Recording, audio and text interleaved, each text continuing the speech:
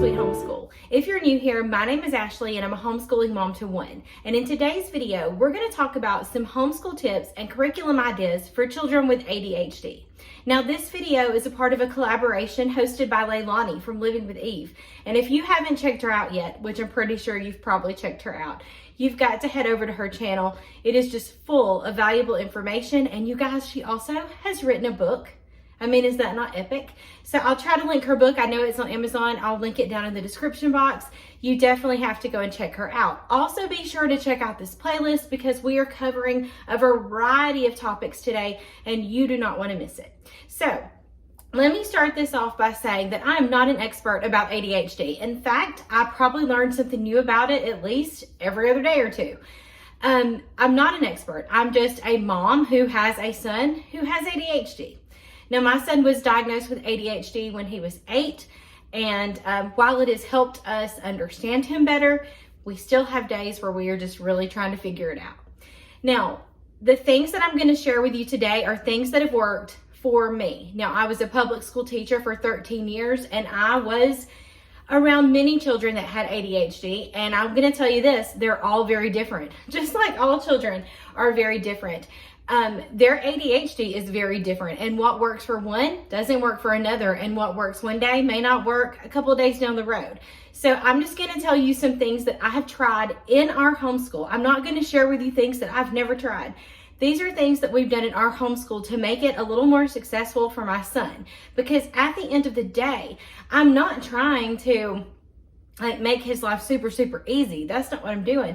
I'm just trying to help him be successful, to give him the tools that he needs where when he's not with me, he is still able to function and have a successful life. Not function, he knows how to function, but I want him to have some tools where that he can go and live the life that he wants. So here are some things that have worked in my home. I'm going to share 3 things with you that have worked. Now, the first thing is a visual or printed schedule. I don't know about you or your child, but for my son, he likes to know what is happening, what is going to be happening that day. Even if it's on a weekend and we're going off to run a few errands, he wants to know a rundown of the places that we're going. It kind of just calms him down. It makes him feel safe to know what's coming next. And with our homeschool, that is no different. He is the same way. So when he was younger, when we first started out, we had a visual schedule, meaning on cards. I just used index cards.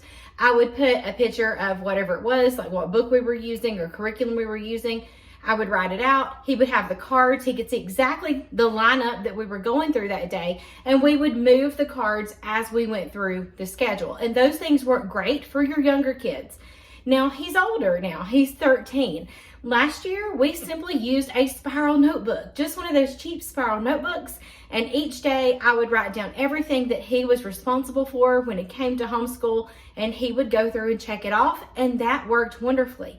Now this year, I decided to be a little fancy, and I just typed it up in PowerPoint, and I have it for him. Only because I got really tired of writing the same things in the spiral notebook every day. I mean, you can only write stuff so many times before you're tired of it. So I was tired of writing the same kind of stuff every day. So I just put it all on here. And one of the things that I like to do is I take the day, and while we don't do everything that's on here, I take a highlighter and I highlight the things that he's responsible for that day. And he knows that's all he has to focus on. And this helps him. It honestly calms him. It gives him like this sense of peace to know what's expected of him. So visual or a written schedule that they can kind of look at. Now, there's no times on here. It's just, these are the things we need to get done. All right. Number 2 is to plan your homeschool day when your child is at their best. And that could be very different for each child. Now, I know some of you have multiple children and you're like, I can't be homeschooling all day. And I get that. I only have one son, so I'm pretty flexible. But if you can kind of observe your child and see when are they at their best, is it in the morning? Is that the time that you need to rein them in and get your schoolwork done? Do they do better after lunch? Do they do better in the afternoons? Maybe like 4 o'clock on? Because here's the thing, you get to decide. That's the great thing about homeschool is you are in charge of your day. And we do not have to school from 8 in the morning to 3 in the afternoon. You get to pick the hours that work best for you. So why not find out what works best for your child? You could even ask them. Input from your children is amazing. Ask them when they think they're at their best, and that is when you can schedule your day. For my son, really it's about 10 o'clock. He's had enough time to wake up. He feels rested. He gets to kind of do some of the things he wants to do in the mornings, because us adults like to do that. We like to get up and have time to drink. If you drink coffee, I drink a protein shake. I like to catch up on YouTube. Some people like to read their Bible. You like to have that time before you have to jump into your day, and our kids are no different. He has things he likes to do before we start our school day. So he usually wakes up about 8:15, 8:30, and he has that time until 10 o'clock to eat his breakfast, to catch up on some reading he wants to do. Go outside, whatever it is. They need that time too. So talk to them, watch them, and see when they're at their best. And the third thing I want to share with you is when you are doing homeschool with your child that has ADHD, you want to keep it simple, meaning we don't want to overload them and bombard them with all kinds of things, because like for us, it just turns into chaos and we're not learning anything. So we want to keep it simple. We want to keep it short, and then we can increase and build on their stamina. I'm not saying give them the most simplest curriculum ever. I'm not saying, oh, well, they have ADHD, so they shouldn't be doing this. That's not what I'm saying. I'm not saying make them have something that's too easy for them. I'm just saying simplify their day so they're doing exactly just the things they need to do. If they want extra and they have the ability to do extra, great. But keep it simple. Keep those lessons short. Know the attention span of your child. How long can they sit there? And don't try to go over that.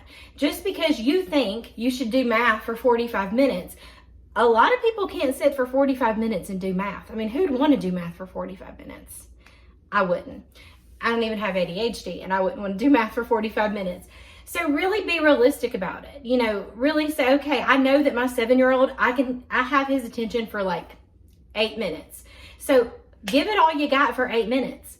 And then each day you can slowly increase it. If you're trying to work up to like 15 minutes of math time, slowly increase it and build their stamina and get it to where you want it to be. But you do need to keep it short, because they can't sit through long lectures of you talking or long videos. You are going to lose them. And you might meet your time quota, but they've probably checked out 15 minutes ago. So really know your child and see what's their limit. How long can I sit here? What can I get out of them? 7 minutes or 8 minutes of full-on hard attention and focus are better than a wasted 45 minutes or 25 minutes. So keep it simple and keep it short and build their stamina. You can increase that over time. You can build up their time if you do it in little bitty chunks. So those are my 3 tips of things that have actually worked in our home. Now, as far as curriculum goes, I don't know your child, and I don't know what's going to work for your child, because every child is so different. Even in a family, they're all so different. And so here's just some things that I want to say about when you're choosing curriculum. First thing, don't be afraid to try different things. You're going to hear so many people on here that say, you need to stick with it. If you keep switching curriculum, there's going to be gaps. Let me just tell you something. There's going to be gaps no matter what you do. You can stay with the same curriculum from kindergarten to 12th grade, and there will still be gaps, because there is no way in this world that we can teach our kids everything. And every curriculum is going to have something that they leave out. So don't listen to that. You do what's best for your child. You know what's best for them. And if you need to shop around and you need to try different things, and if something doesn't work and you've tried it and you've given it your all and it doesn't work, scrap it until you find something that does. Okay? Don't be afraid to try other things. There is nothing wrong with that. You will get no judgment from me if you try other things. So when we first started out, we had 2 years where we floundered between a lot of different things. We tried a lot of things, and they didn't work for my son. They worked beautifully for other children, but they didn't work for him. And so when we finally landed on unit studies, it was like, we finally found something that worked, and that's what we have stuck with so far. So don't be afraid to try different things. It doesn't hurt. Don't worry about gaps because you're going to fill those in. Your kids are going to fill those in naturally. It's okay. Shop around, try different things until you find something that works. And my motto is we're going to use it until it doesn't work anymore, because just like we evolve and we change, so do our children. And so something may work for 3 or 4 years, and then they'll be like, I don't want to do this anymore, or this isn't really working for me. And so don't be afraid to change it up. Just because you love the curriculum, if it's not working for your child, change it up. What you want at the end of the day is that your child is learning. So if you have to change it up, change it up. I think that's, let's see. Oh, another thing is to get input from your child. Ask them what kind of things they enjoy. Like, pull the curriculum out and talk to them about it and really get their input, especially, if they're older, get their input. It makes a huge difference. It really does. And the other thing you can do is when you do get a curriculum, if parts of it are working or you think this is a great curriculum, I really want it to work, don't be afraid to modify it, to change it up, to make it work for you. It may say that you have to do this 3 days a week for 35 minutes. You can change that. You can change that to however many minutes you want to do, however many days you want to do it. You can modify it. You can do less reading. You can do less problems. Nobody says you have to do a complete page of math problems. You can modify it for them so that you're still giving them that challenge of doing the work. You're still making sure that they understand the concept.